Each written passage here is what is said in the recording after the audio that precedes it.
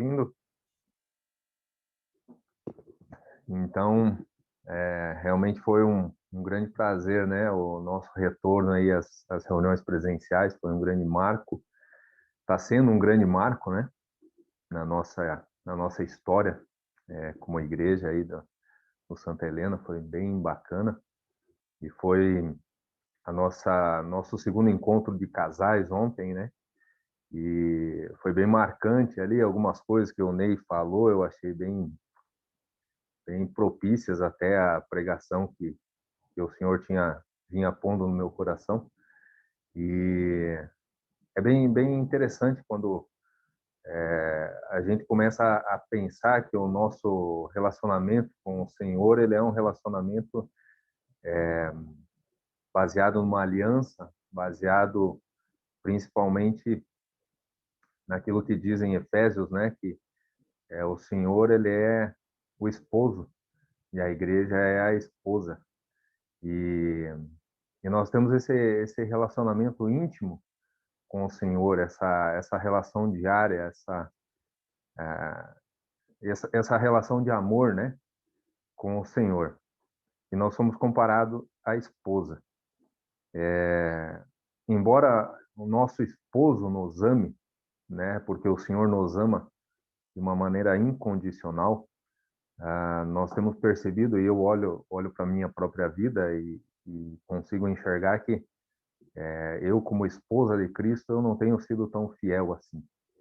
E eu entendo que a igreja, de uma maneira geral, no mundo todo, né, essa igreja que está mais para uma Laodiceia, né, ela não tem sido tão fiel assim para com o seu marido, né? E, e ontem a gente vinha falando ali a respeito até daquele curso do Casados para Sempre, né? E tem algumas lições ali que falam de aliança. E o Senhor, Deus tem buscado fazer alianças com o homem desde a sua criação. E ele fez a sua primeira aliança com Adão, e o homem falhou miseravelmente, ele falhou ali, né? E não por isso o Senhor abandonou o homem. Eu sempre tenho no meu coração essa grande certeza de que mesmo o Senhor sabendo de tudo que nós faríamos, né, de todo o pecado, alguns pensam, por que Deus criou o homem? Por que Deus criou Lúcifer, né, sabendo que tudo iria acontecer? Por que Deus criou o homem sabendo que deveria pecar? Mas desde o princípio ele já sabia o preço que seria pago, né? E ele já sabia que o Senhor, ele mesmo teria que morrer na cruz para nos redimir lá para frente, mas ele não abriu mão e ele buscou fazer alianças com o homem desde sempre. Então, Adão falhou, depois ele busca fazer uma aliança com Noé, também a humanidade falha depois disso. Deus busca fazer uma aliança com Abraão, com Isaac, com Jacó, busca um povo para ser seu, né? A menina dos olhos. E esse povo e essa aliança também, o homem quebra ela. Depois ele busca fazer uma aliança com Moisés e mais tarde com Josué. E ele faz ali a divisão de toda aquela terra. Depois que eles adentram a terra prometida, ele faz aquela divisão, ele faz aliança com o povo, que o povo deve guardar os seus mandamentos, deve andar nos seus estatutos, seguir a sua palavra. E o povo fala assim: sim, nós vamos seguir ao Senhor. Mas falha também, miseravelmente, falha também. Depois ele faz uma aliança com Davi, e essa aliança ela se renova, e principalmente é essa aliança que hoje nós fazemos, hoje nós temos essa nova aliança, onde onde o próprio Senhor é aquele que mantém essa aliança. Não é nenhum acordo, né? O acordo ele é algo limitado, a aliança ela é ilimitada. Mas agora nós estamos debaixo de uma nova aliança, né? De uma nova etapa, ou de uma nova história com o Senhor, né? E graças a Deus, essa aliança não depende de nós em momento nenhum. Ela depende unicamente do próprio Senhor Jesus, né? E isso é algo que nos conforta, porque, como eu falei, se eu olho para a minha vida, não tem como. Eu falho miseravelmente todos os dias também. Mas eu tenho certeza de que a minha salvação não se baseia nos meus sentimentos, não se baseia na minha firmeza, mas ela se baseia unicamente na graça e na misericórdia do Senhor, né? Então, falando e pensando um pouco a respeito dessa aliança, desse casamento, algum tempo atrás a nossa família ela foi bastante impactada com uma mensagem que nós assistimos, que nós ouvimos, e essa mensagem falava de um casamento que foi que demonstra bastante, eu acho que com o passar daqui do nosso estudo de hoje, nós vamos ver que esse casamento ele tem muito a ver com o nosso relacionamento como esposa de Cristo. E esse relacionamento, esse casamento acontece lá com Oséias. Então, eu convido os irmãos aí a abrirem as suas Bíblias em Oséias.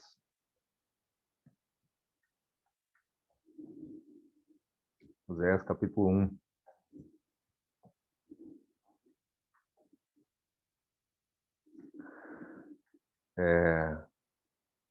Acho que não precisa entrar em pormenores, né, da época, da história, enfim, mas vou me ater mais ao relacionamento aqui de Oséias com a sua esposa.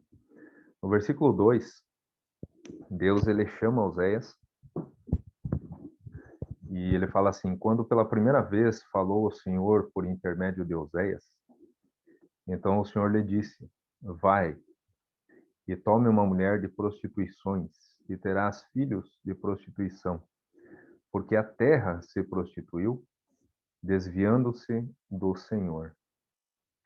Ele foi, pois, e tomou a Gomer, filha de Diblaim, e ela concebeu e lhe deu um filho. Por enquanto, até aqui. Veja, irmãos, que Deus dá uma missão para Oséias, como profeta, eu acho que isso é algo muito marcante. Deus dá uma missão para Oséias, e essa missão não é levar a palavra dele ao povo, né?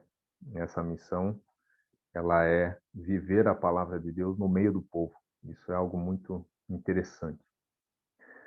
Porque Oséias, ele não, diferente dos outros profetas, ele não foi enviado por Deus para anunciar uma mensagem, para avisar o povo, mas ele tinha que viver aquilo na sua própria vida, né? E aí Deus diz para ele, olha, vai lá num castelo, né? Um castelo bem grande, bonito, rico, e pegue uma princesa para se casar, né? Não foi isso que Deus falou para Oséias. Ele falou, vai, toma uma mulher de prostituições. Então, é algo bem forte, né? Algo bem marcante. Acho que nenhum homem sonha com isso, né? Nenhum homem planeja isso. Talvez Oséias também não planejasse isso. Mas ele deveria ir a um lugar que, onde ele encontraria a sua esposa, não é um lugar bonito, não era um lugar atraente. Ele teria que ir a um lugar de prostituição, um lugar imoral, né? E buscar lá uma esposa para si. E, e essa história toda, eu gostaria que nós fôssemos imaginando e traçando um paralelo com a igreja e com o próprio Senhor. Porque ele teve que ir a esse lugar e tomar essa esposa para si, e além disso ele teria que ter filhos, né? Gerar filhos, e aqui o Senhor fala, terás filhos de prostituição. Então, é algo bem pesado para a vida de Oséias, né? Essa missão que o Senhor estava dando para ele era uma missão muito difícil, muito complexa. Eu entendo que era algo bem penoso para ele, né? E aí ele tomou lá uma esposa chamada Gomer e ela concebeu e lhe deu um filho. O primeiro filho era Jezreel. E pelo jeito esse filho era filho de Oséias, né? Mas ela não ficou só com um filho, ela teve outra filha, né? Que era a desfavorecida. Essa filha já não, ali não, na palavra já não diz que a Gomer deu a Oséias esse filho. Pelo jeito, esse filho não era de Oséias, né? Desfavorecido. E logo depois ele teve uma outra filha chamada, um outro filho e chamado Não Meu Povo. Pelo jeito também não era filho de Oséias. O que isso nos mostra, né? Que a igreja, ou melhor, o ser humano estava numa situação miserável, numa situação imoral, uma situação de constante devassidão e pecado. Mas, diferente da nossa lógica, da nossa perspectiva, onde nós entendemos que pessoas imorais e pessoas que estão no mundo, né, não merecem misericórdia, diferente disso, o Senhor teve misericórdia de nós. E o Senhor Jesus, ele veio para esse lugar imundo, né? Quando a gente pensa que o Senhor estava no céu e ele olha para a terra na miséria que ela estava, na questão do coração do homem, ele teve que vir para um lugar totalmente pecaminoso, um lugar onde é aquilo que há de mais nojento, né, aos olhos de Deus, né, que é o pecado. É uma terra que estava em total miséria, total distância de Deus. Mas o Senhor teve que vir ali, nesse ponto, e escolher dali uma esposa para si, né? E, e essa Gomer, agora ela havia sido tirada daquele lugar miserável e havia sido trazida para dentro da casa de Oséias, né? E ali, eu entendo que Oséias tinha todos os seus planos, todas as suas perspectivas para ser um bom esposo. Eu esperava de Gomer que fosse uma boa esposa, mas não é o que aconteceu. Porque logo depois ela retorna àquela prostituição, ela retorna para aquele lugar miserável e ela vai para a prostituição. Nós vemos no capítulo 2, no versículo 5, na metade do versículo 5 do capítulo 2, diz assim: Irei atrás dos meus amantes, que me dão o meu pão e a minha água, a minha lã e o meu linho, o meu óleo e as minhas bebidas, né? Então ela retorna para aquele lugar de devassidão. Ela volta para o mundo, né? Se nós paramos para pensar um pouco na nossa história como igreja, como povo de Deus, redimidos, resgatados do inferno, resgatados do mundo, totalmente devasso e corrompido, nós somos levados não só para uma posição de filhos de Deus, como herdeiros de tudo aquilo que é do Senhor, também é nosso. Nós somos levados para a casa de Deus. Onde o Senhor está, é para lá que nós, talvez não agora, mas em breve iremos estar com o Senhor no seu lar, no céu. E desejar, nós podemos ter o prazer, toda a nossa vida sendo vivida com o nosso esposo, que deveria ser um esposo amado, aquele que entregou tudo por nós. Mas não. Muitas vezes nós voltamos ao nosso lugar de miséria, no meio do mundo, e passamos a viver no meio do mundo e no meio dos amantes, né? Dos amantes. E falamos até que tudo aquilo que nós temos não vem de Deus. Ele vem de alguma outra coisa. Ele vem do nosso esforço, ele vem da nossa capacidade, ele vem do nosso trabalho, né? Ele vem do nosso amigo, ele vem de tudo, menos de Deus. Nós acabamos idolatrando, trazendo para a nossa vida a idolatria. A idolatria é quando deixamos Deus em segundo plano e colocamos qualquer outra coisa em primeiro lugar. E muitas vezes nós falamos, não, o nosso, aqui sim como a Gomer falou, né? O nosso pão, a nossa água, o nosso sustento, tudo isso vem de nós mesmos, ou vem de alguma outra fonte que não é Deus. Irmãos, nós temos que tomar muito cuidado com isso, muito cuidado, porque a nossa vida ela é ela tem que ser vivida em santidade. A santidade ela tem que ser buscada todo o tempo, o dia todo. Nós temos que lutar contra o inimigo porque ele quer dominar a nossa mente, ele quer nos envolver com seus dardos inflamados, ele quer nos destruir. E a pior destruição que um cristão pode ter é a distância do próprio Senhor. É sair da casa do esposo e ir para a casa dos amantes. Isso é algo muito sério, porque nós somos engodados pelo inimigo o tempo todo. Então, essa é uma batalha constante que nós temos que ter para não voltarmos à nossa prostituição, à nossa miséria. Um pouco mais para frente, nós vamos ver o tipo de devassidão que havia naquele povo. E aqui no Velho Testamento, esse relacionamento entre Oséias e Gomer é o relacionamento entre Deus e o povo de Israel, né? Eu estou trazendo como Cristo é a igreja, mas lá era Deus e o povo de Israel. Mas no capítulo 4, ali no versículo 4, versículo 1 já. Capítulo 4, versículo 1. Ouvi a palavra do Senhor, vós, filhos de Israel, porque o Senhor tem uma contenda com os habitantes da terra, porque nela não há verdade, não há amor, não há conhecimento de Deus. O que só prevalece é perjurar, mentir, matar, furtar e adulterar.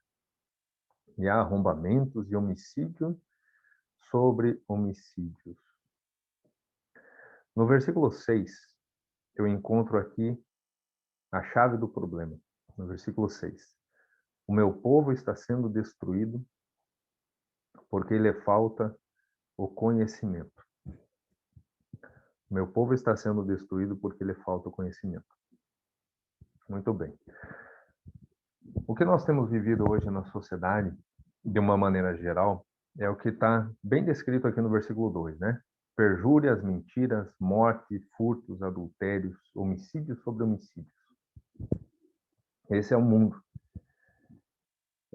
Esse é o estado geral corrompido da humanidade hoje.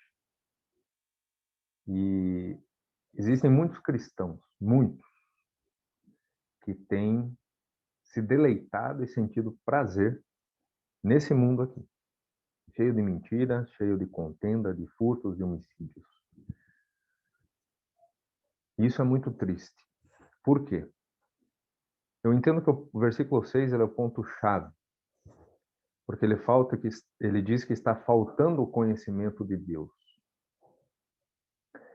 Eu acho que quando o cristão ele abre mão do seu relacionamento com Deus, da sua busca diária por Deus, das suas orações, das suas leituras e de um relacionamento íntimo com Deus, ele abre mão disso, ele não conhece mais o esposo que ele tem. E aí ele começa a ser atraído por outros, né? Por outros, pelo mundo, ele começa a ser atraído pelos outros maridos por aí, né? Ontem até aconteceu uma coisa bem engraçada ali, que tinha as camisas, né? Estavam lá em cima lá e aí eu comecei a olhar algumas e eu até comentei eu não lembro com quem eu falei, mas eu falei assim, eu não sei mais escolher uma camisa, porque eu nem sei o gosto que eu tenho, eu não sei o tamanho que eu tenho, que eu uso, eu não sei nem o gosto que eu tenho, porque todas as minhas camisas, as minhas roupas, quem compra para mim é a Carol, né? É a minha esposa. Ela sabe o tamanho que eu uso, ela sabe a cor que eu gosto, ela sabe a comida que eu gosto, ela sabe tudo. Então, ela consegue me agradar de todas as formas, né? Agora, e se ela não conhecesse nada sobre mim, sobre a minha vida, se ela não soubesse os meus gostos, se ela não soubesse nada sobre mim? Será que seria uma boa esposa? Se eu não conheço os gostos dela, será que eu vou ser um bom marido? Se eu não conheço o Senhor e eu não sei o que agrada ao próprio Senhor Jesus, que tipo de esposa que nós, como igreja, temos sido? Se não temos o conhecimento, se não buscamos ter a mente de Cristo, saber o que Ele quer, saber o que Ele pensa, mas a gente sabe praticamente tudo o que acontece no mundo, né?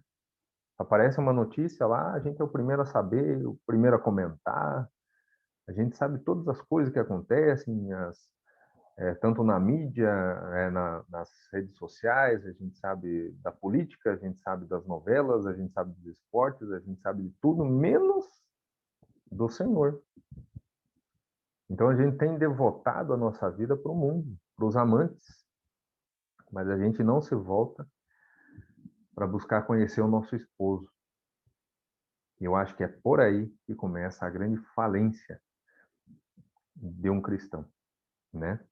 Quando nós abrimos mão do conhecimento.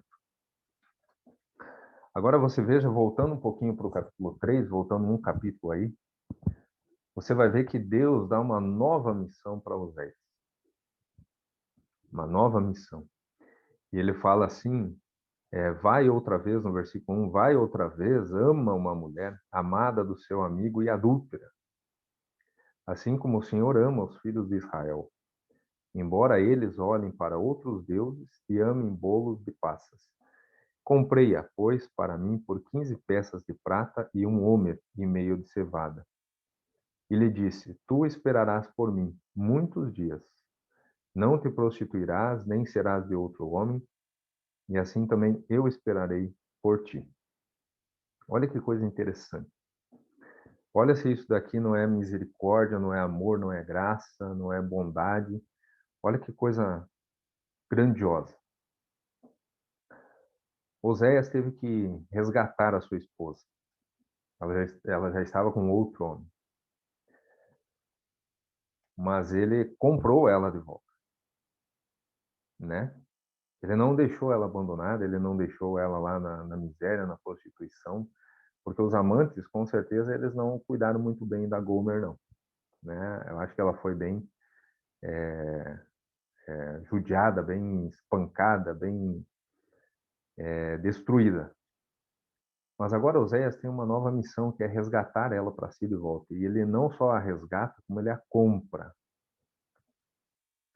Se nós paramos para lembrar, em Gálatas 3,13, diz que o Senhor nos resgatou da maldição da lei. E esse resgatar ali, a palavra original, ela quer dizer que o Senhor ele foi no mercado de escravos e ele nos comprou.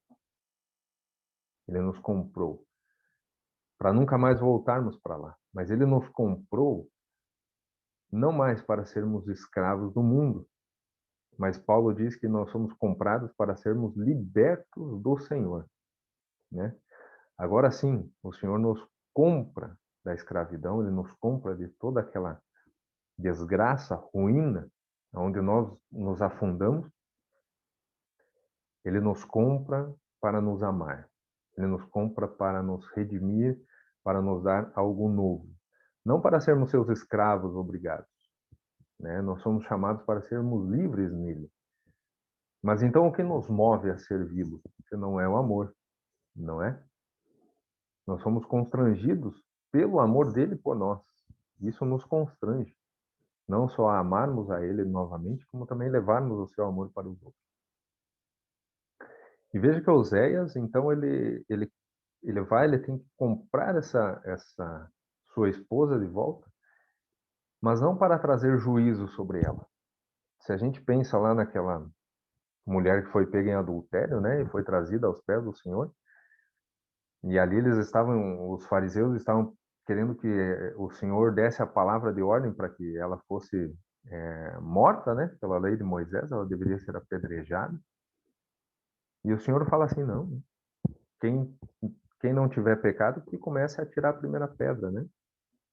E ao final de tudo aquilo ali, ele diz, vai e não peques mais. Muitas vezes, né, a gente até poderia pensar aqui que o Oséias poderia comprar essa sua esposa novamente para agora sim, né? Agora está em casa de volta, agora vai sofrer na minha mão, né? Mas não foi isso. Não é isso. Não é isso que o Senhor mostra com a sua esposa para a sua igreja. Não é isso que o Senhor mostra para o cristão, né? Não é aquela punição, não é a mão punitiva, mas são os braços abertos, né? de um pai, de um esposo ali que está esperando a sua esposa. Isso é algo que nós podemos aprender muito, porque quando pecamos, nós nos sentimos envergonhados, nós queremos a distância do Senhor, né? Nós queremos ficar longe dele, até com medo, né, de sermos punidos por tudo aquilo que temos feito. Mas não é isso. O Senhor, ele tem nos chamado para sermos reconstruídos, reconstituídos, para voltarmos para o lar, para sermos, para estarmos debaixo da sua graça e da sua bênção novamente. Eu só queria chamar mais uma última atenção aqui no capítulo 6 agora, que eu também entendo que isso aqui é um grande problema na vida do cristão, mas é um problema que nós temos que superar. No capítulo 6, versículo 1, aquele povo, ele diz assim, vinde e tornemos para o Senhor, porque ele nos despedaçou e nos sarará. Fez a ferida e a ligará. Depois de 2 dias nos revigorará. Ao terceiro dia nos levantará e viveremos diante dele. Conheçamos e prossigamos em conhecer ao Senhor. Como a alva, a sua vinda é certa. E ele descerá sobre nós como chuva serôdia que rega a terra. Olha só que bonito esse começo aqui desses versículos, do 1 ao 3. Ele demonstra um arrependimento, ele demonstra que o povo foi tocado pela mensagem de Deus e agora ele se arrepende e não só se arrepende, e entende que ele foi quebrado pelo Senhor, mas que o Senhor vai revigorar o povo. Mas ele ainda fala que agora sim nós devemos conhecer e prosseguir em conhecer. Então diz lá que no, no, eu havia falado que no capítulo 4, versículo 6, estava o grande problema, que era a falta do conhecimento de Deus, né? E agora no capítulo 6, eles falam assim, vamos conhecer e prosseguir em conhecer ao Senhor, porque a sua vinda é certa. Então nós temos que nos voltar para Deus, né? E, isso é algo interessante, é algo importante, né?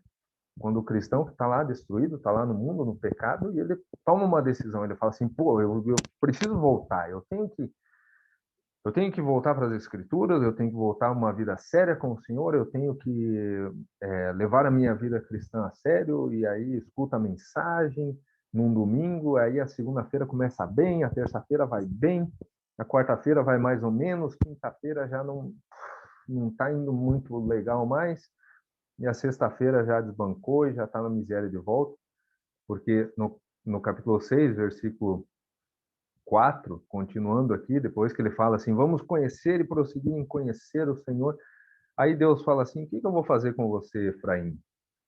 O que eu vou fazer com você, Judá?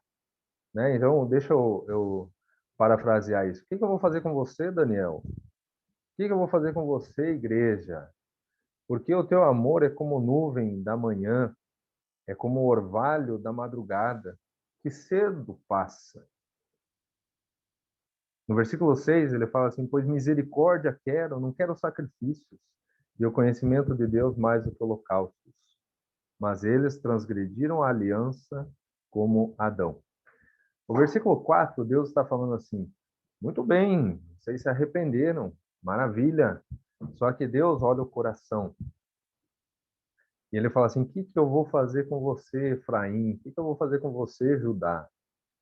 Porque o teu arrependimento, o teu amor, ele é como a nuvem da manhã que passou. Essa nuvem você viu aqui, ela já foi.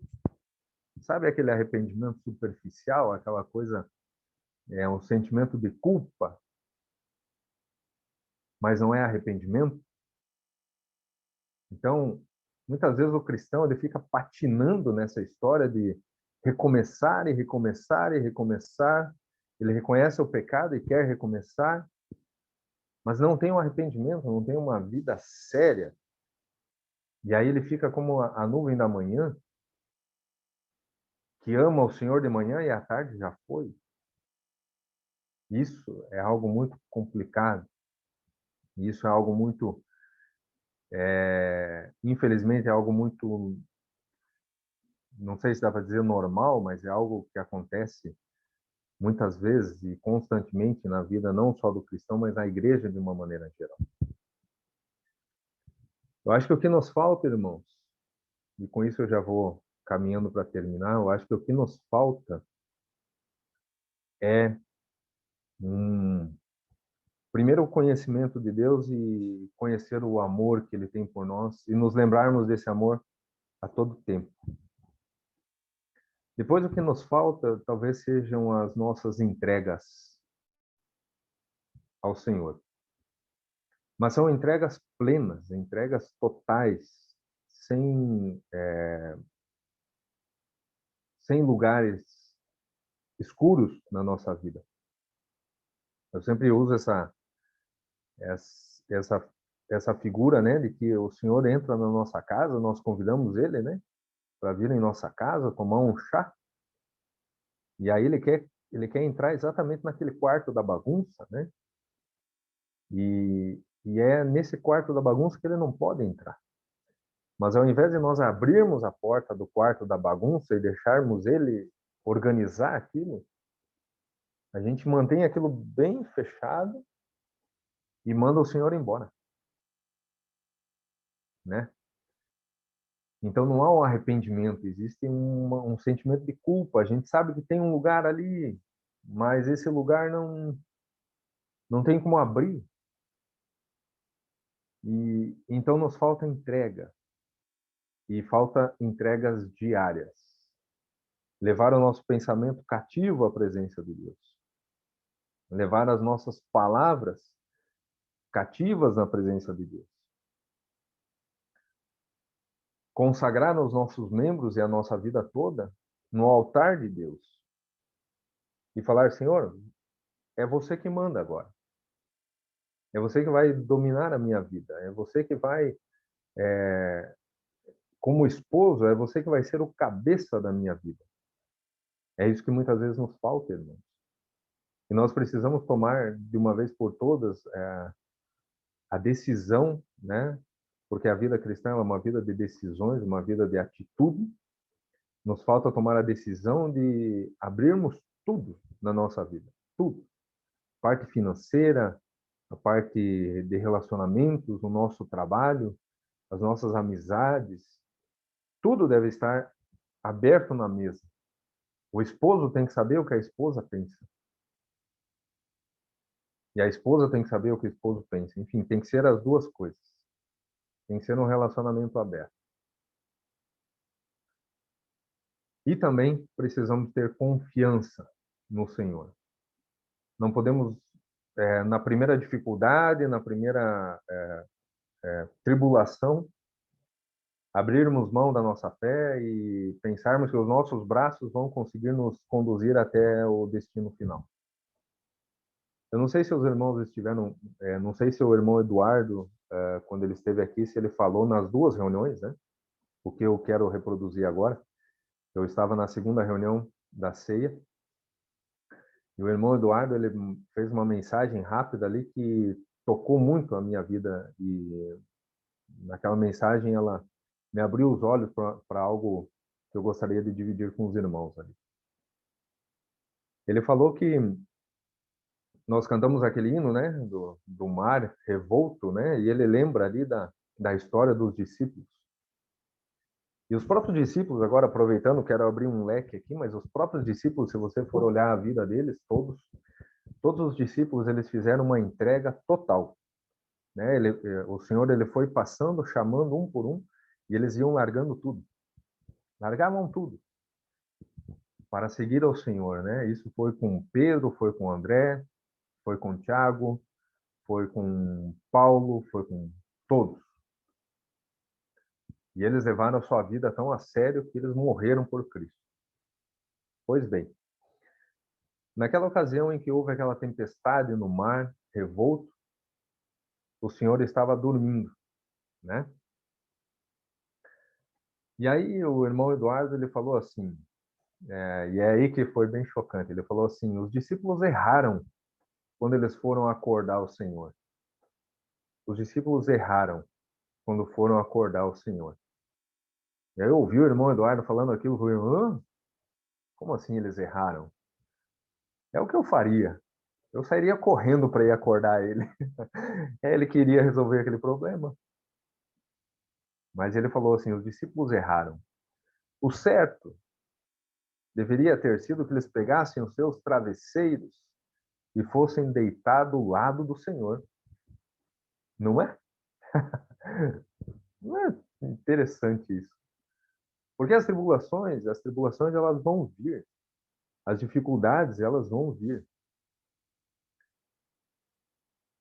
Mas nós temos que entender que se o Senhor estiver no barco da nossa vida, não tem desespero.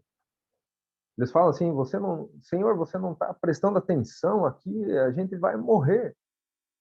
É claro que o Senhor está prestando atenção. É claro que Ele está no controle. Mas Ele está descansando. E se o Senhor está descansando, a gente tem que descansar ao lado dele, porque Ele está no controle.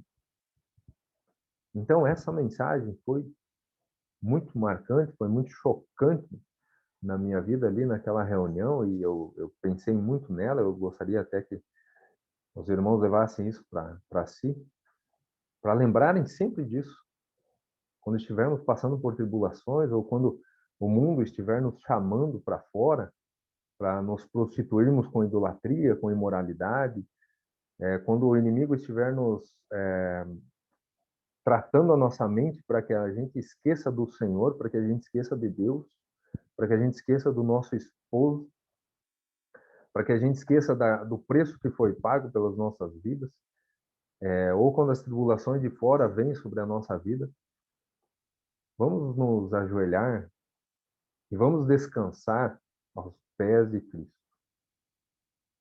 Vamos buscar conhecer o poder, né? Hoje ainda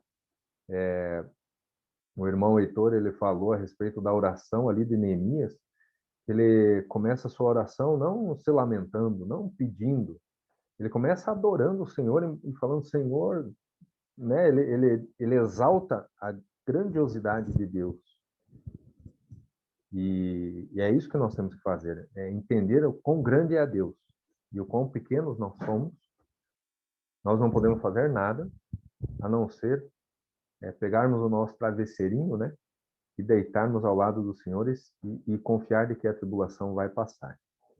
Então, que o Senhor possa nos abençoar essa noite, nessa semana, possamos meditar um pouco nessa história, que foi uma história chocante da vida de Oséias, um casamento bem complicado, complexo, e eu entendo que o senhor também tem um relacionamento bastante difícil e de muita paciência e amor, né, para com a sua esposa, a sua igreja, e para com cada um de nós.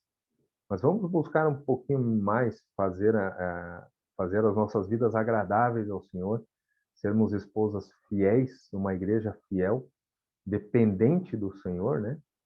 E acima de tudo, além de ser dependente, mas derramar realmente a nossa vida aos pés do Senhor e entregar tudo a Ele. Amém, irmãos?